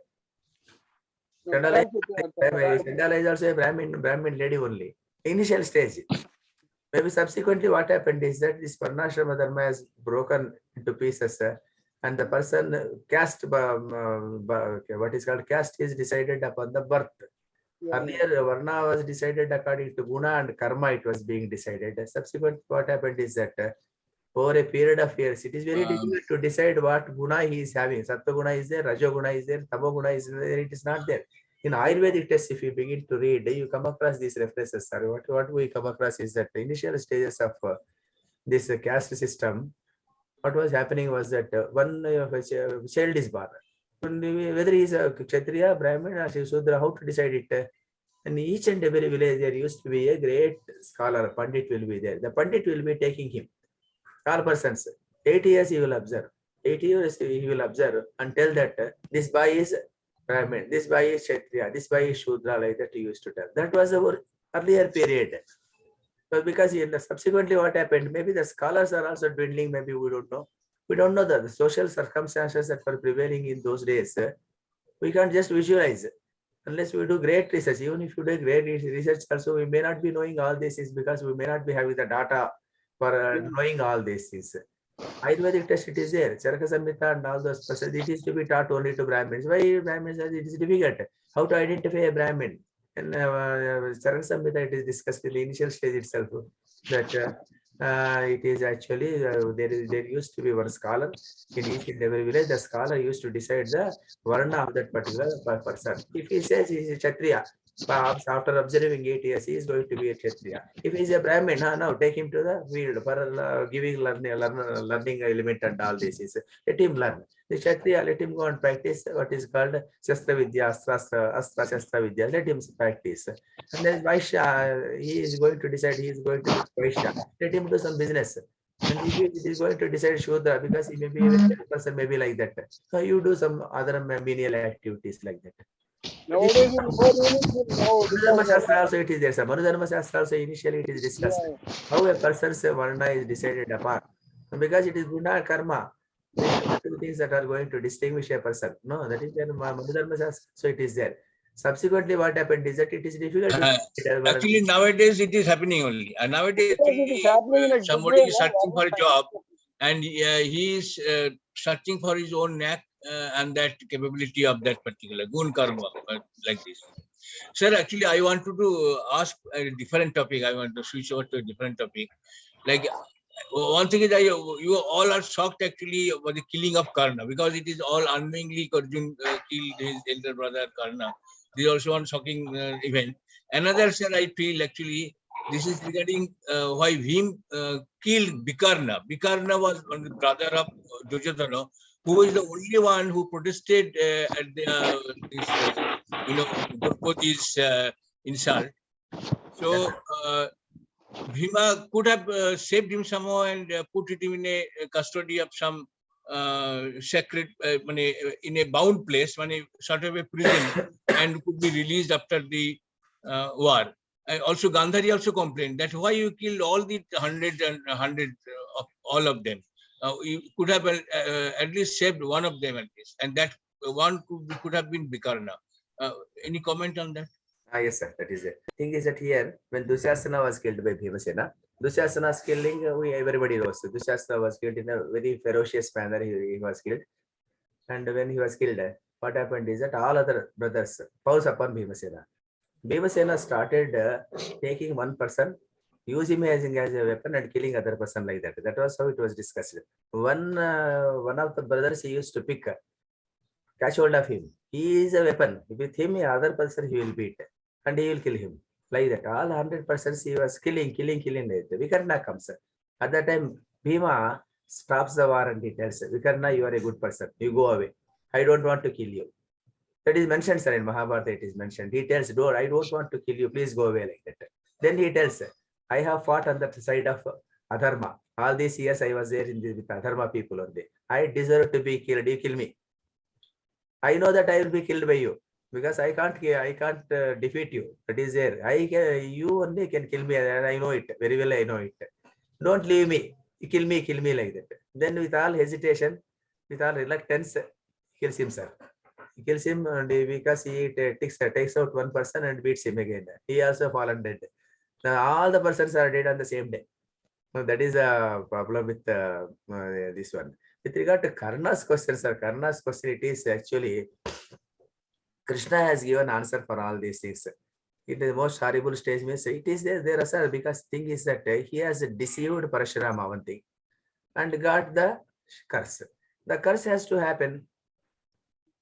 The curse has to happen, no, sir, because we cannot avoid the great persons. Parashurama is Vishnu Avatara only. That person, great person, he has given the curse. And he goes, cinemas, particularly 80 hour film I have seen, there he will be telling, he will go and Parashurama asks, who are you like that? Then he will be telling, then I am also a great one person, Kshatriya. The Kshatriya also he will not tell. Like that is a film, something they have shown. But here he will be telling, I am a Kshatriya. And he has taken the knowledge. And here, something is all this is you are not supposed to tell the truth. And if he is going to give, take it. Otherwise, if he is not going to give, leave it. Why you should take that knowledge? Because I am a teacher. It is my privilege to give the learning knowledge to other person or not. Somebody comes to me. Maybe somebody will knock my door and ask me, sir, I want to learn something from you. It is up to me to decide whether I have to give knowledge or not give knowledge. I can't give to each and every person. Maybe according to caste discrimination or according to some other discrimination, whatever. Some person features I may not like. Some person's debonair I may not like. Some other person may be hearty. Some person I may not like him. I don't want to give him my knowledge. Why should I waste my time?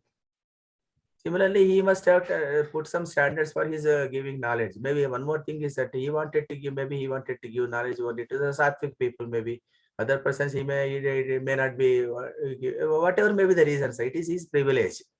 Because when I am giving my knowledge that to free of cost, it is up to me to decide. Suppose Veda Samskruti Samiti, if it is asking, it is my privilege only, not to be frank. In that way, I am telling.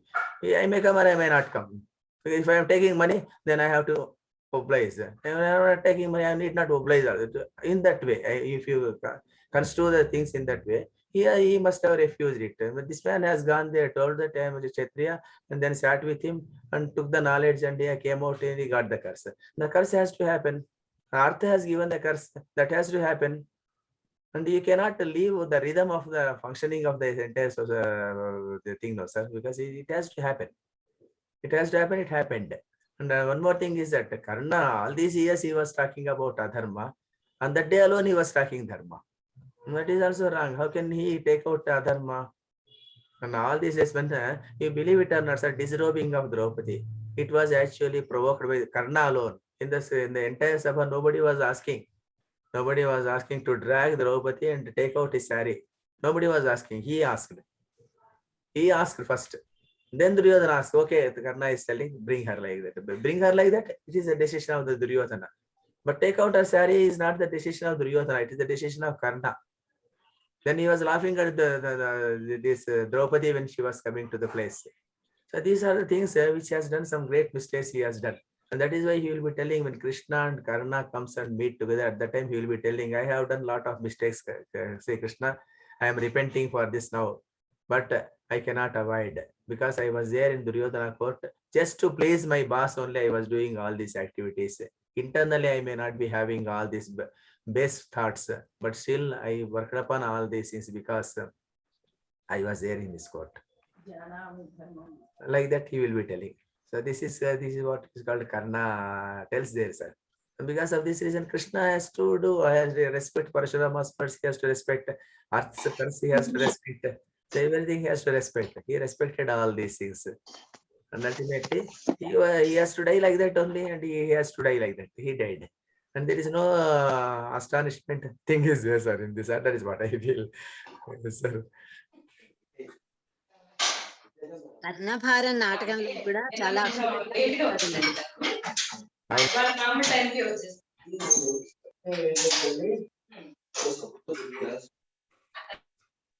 So much disturbance. కర్ణభారం నాటకంలో కూడా ఈ పరశురాముడి శాపం గురించి, కర్ణుడి దీని గురించి చాలా excellent గా చెప్పారు. అవును. కర్ణభారం is written by Bhasa, no madam? అవునండి. Bhasa actually changed the storyline, madam. That is the problem. Storyline from Veda Vyasa. కొద్దిగా మార్చేస్తారు కదా వీళ్ళందరూ కూడా. కాళిదాస మహాకవి మార్చారు కదా అభిజ్ఞాన శాకుంతలంలో. సో యాక్చువల్లీ భారతంలో చాలా సూపర్ గా, అక్కడ దుష్యంతుడు ఎందుకు శకుంతలని రిఫ్యూజ్ చేశాడంటే, తను ఒక రాజు కదా, రాజు అయినప్పుడు అరణ్యంలో ఎక్కడో ప్రజలు ఎవ్వరికీ తెలియకుండా తాను పర్సనల్ గా ఆమెను వివాహం చేసుకుంటే, ఆమె ఇప్పుడు కొడుకుని తీసుకొచ్చో లేకపోతే గర్భవతిగా ఉండో, నేను కొడుకుని తీసుకుని వస్తుంది యాక్చువల్లీ 12 ఏళ్ల బాలుని, నేను నీ భార్యని వీడి నీ కొడుకు అని అంటే ఆయన యాక్సెప్ట్ చేస్తే ప్రజలందరూ ఏమనుకుంటారు?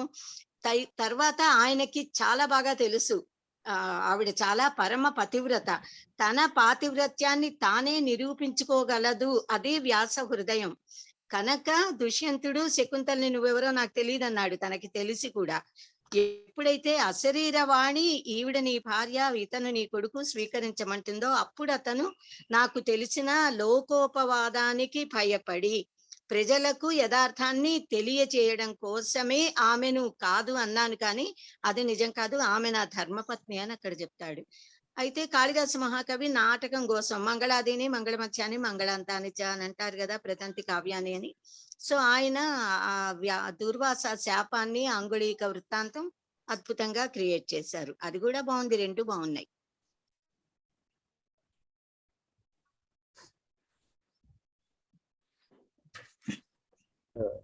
Okay.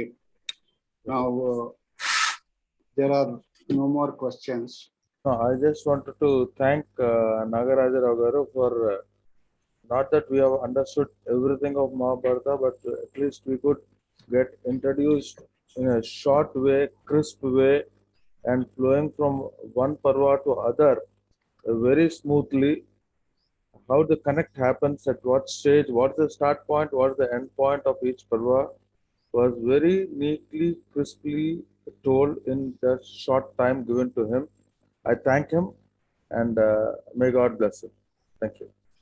So I also thank the this organizer, sir, because this is also an opportunity for me to learn once again.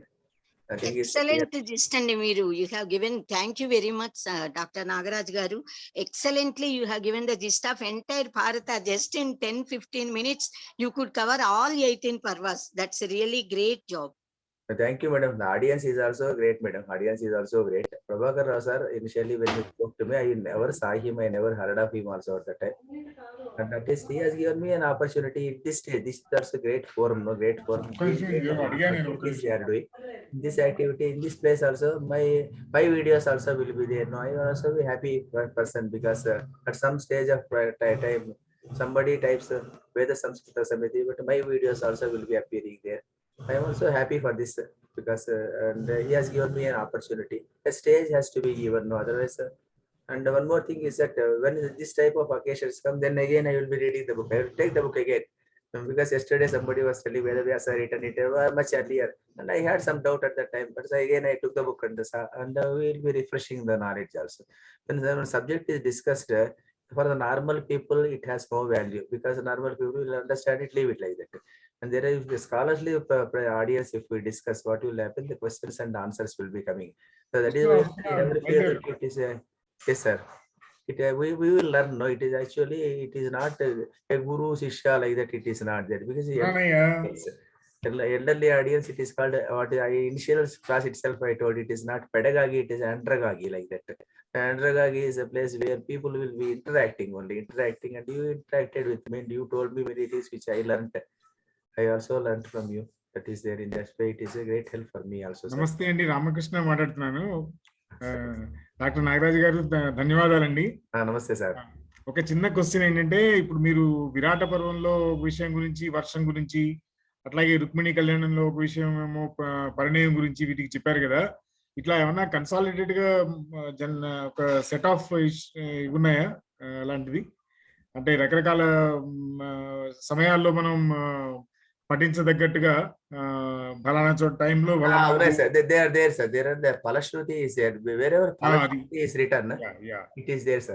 అది కాస్త మీరు ఏమైనా షేర్ చేయగలిగితే బాగుంటుంది. Thank you. Okay sir. Ashwini దేవత స్తుతి ఇస్ దేర్, దుర్గా స్తుతి ఇస్ దేర్. దుర్గా స్తుతి ఇస్ డన్ బై. కాదు, నేనేది భారతంలో గురించి అంటున్నాను. భారతంలో భారతమే సార్, భారతం ఓన్లీ. దుర్గా స్తుతి is there by Dharmaraja. And Ashwini Devata Stuti is there in the initial stage itself. It is Adi Parva itself. It is there. There it is mentioned also. There are traditional people even now also they follow all this. అలాంటి consolidation ఎక్కడ ఉంటే అది ఒక మాట share చేయండి. Thank you sir. Sir okay sir. Bhagavad is also there. Bhagavad is there in Mahabharata or Bhagavatam. What Ramakrishna sir is asking is about Palashruti, sir. Suppose if it is read, Kalyanam will happen like that. Those type of things. Those type of things are there in Mahabharata, sir. Many are there in this. Virata Parva, if you read Varsha, rain will come. Those type of things, they are there, sir. So I will share, sir, because Ramayana also it is there, Mahabharata also it is there. Both places. Kunti Stotram is also there. Yes, sir. We are very fortunate, sir, to have you with us covering Mahabharata. So it's a special topic to all our course on Sanaatana Dharma. All students, on behalf of all students of Sanaatana Dharma, and also Veda Samskruti Samiti, all members of Veda Samskruti Samiti, I deeply thank you for covering this subject in such a great detail.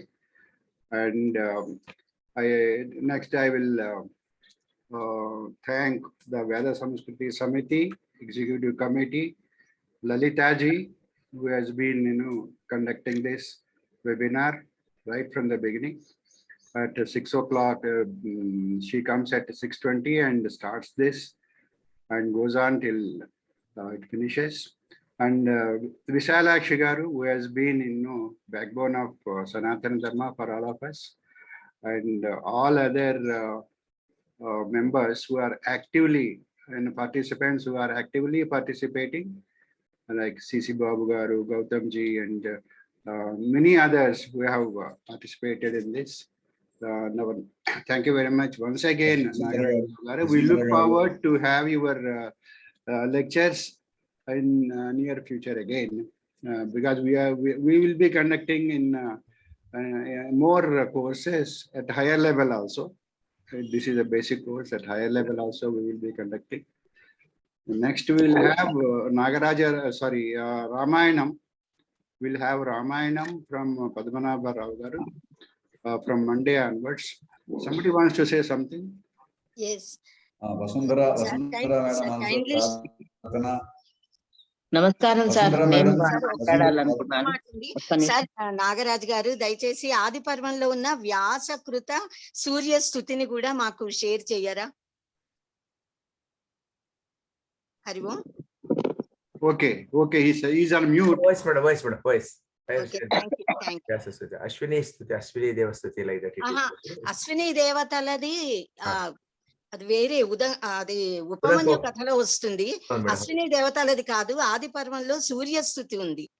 ఆ సూర్య స్థుతి వల్ల ఏంటి అంటే చాక్షుషి విద్య బృహదారణ్యక ఉపనిషత్తులో ఇచ్చారే, అది ఇక్కడ స్తోత్ర రూపంలో ఉంటుంది. అది చదివితే కళ్ళ జబ్బులు తగ్గుతాయి.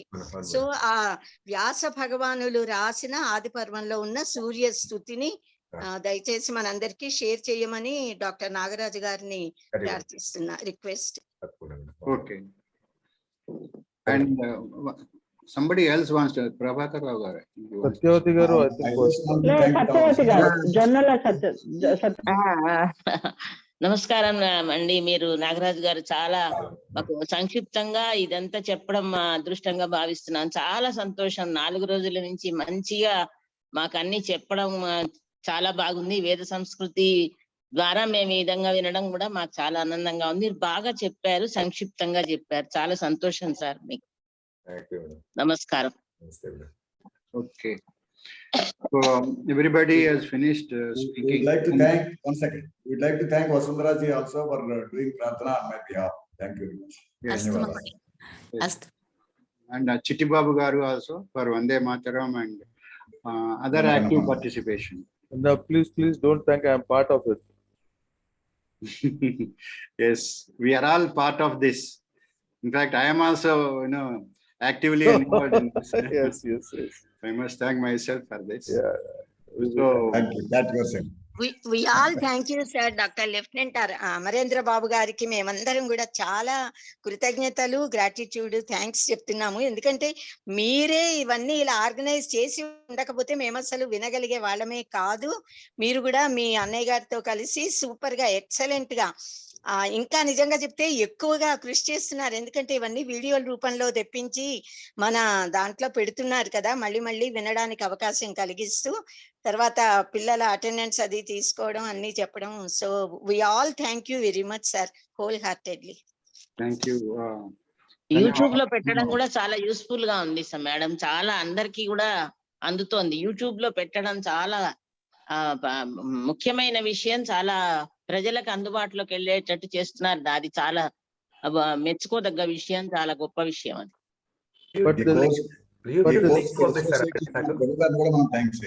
లక్ష్మి గారు యూట్యూబ్ లింక్ పంపిస్తారా? 5 రోజులది అది అట్లా పంపడానికి అవుతుందా? నేను పంపిస్తాను. మీకు పంపిస్తాం, సపరేట్ పంపిస్తాంలేండి సార్. మీ ఈమెయిల్ ఐడి ఉంది కదా మీ కాంటాక్ట్, పంపిస్తాం. At this juncture, we should remember Dr. Prabhu also, who is associate our in this course. Yes, he is the Vishwa Yoga Parishad Vidyapit. Vishwa Yoga Vidyapit is associated with the Veda Samskruti Samiti. Both jointly done this course. And Vishwa Yoga Vidyapit chairman is Dr. Prabhu, who has initiated the Sanaatana Dharma course, and we both together are doing this. So we thank Dr. Prabhu also for the cause of this formation of this course. Yes, he is the director of academics. So he has checked out all the syllabus in consultation with Visalakshi garu and all of us, and he has realized it.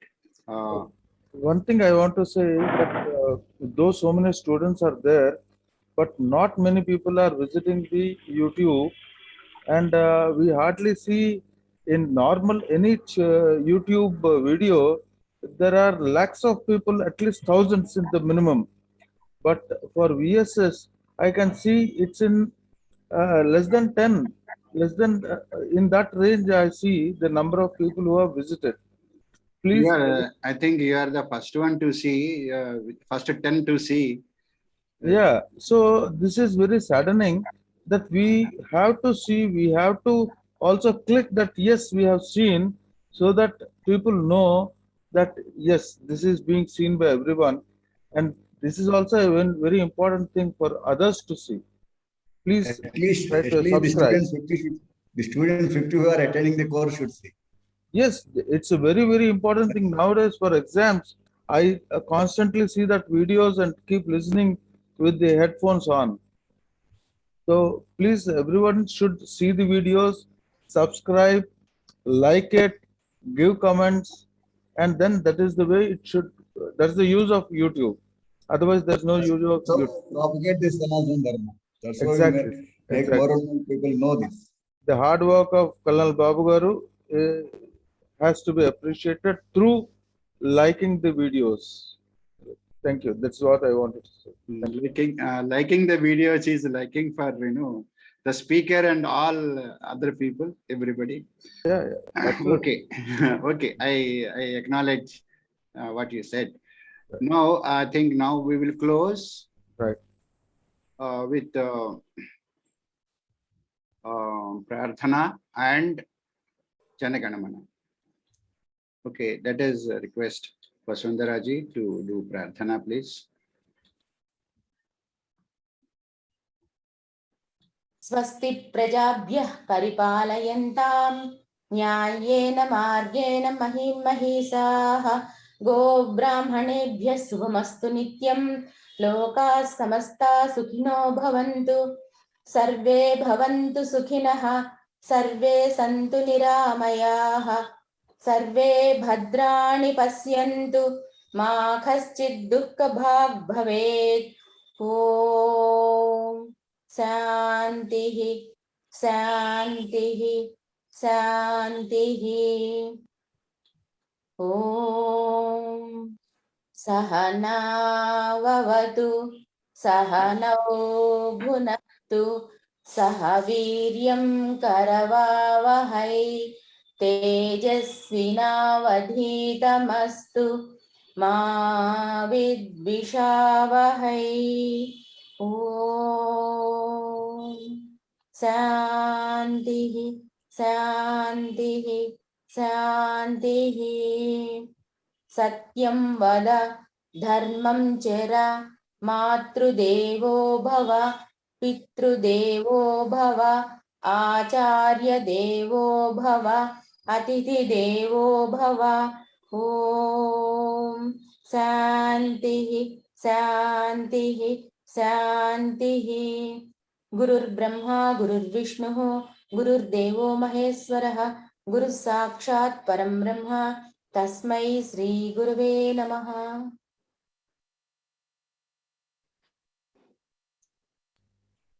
ధన్యవాదములండి.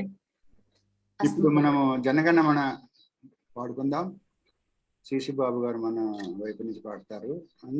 అందరూ కూడా పాడాలండి. ప్రార్థన కూడా అందరూ చేయాలి.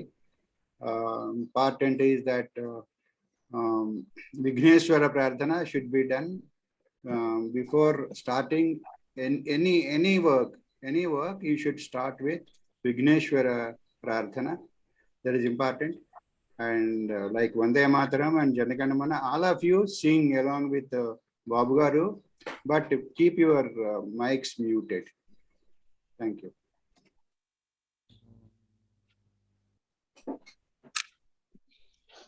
जनगणमन अधिनायक जय हे भारत भाग्य विधाता पंजाब सिंधु गुजरात मराठा द्राविड़ उत्कल बंगा विंध्य हिमाचल यमुना गंगा उज्ज्वल जलधि तरंगा शुभ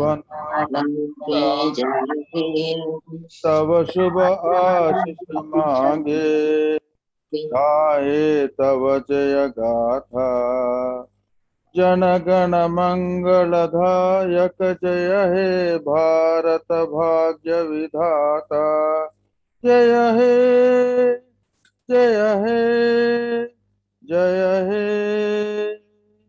जय जय जय जय हे जय हिंद Yeah.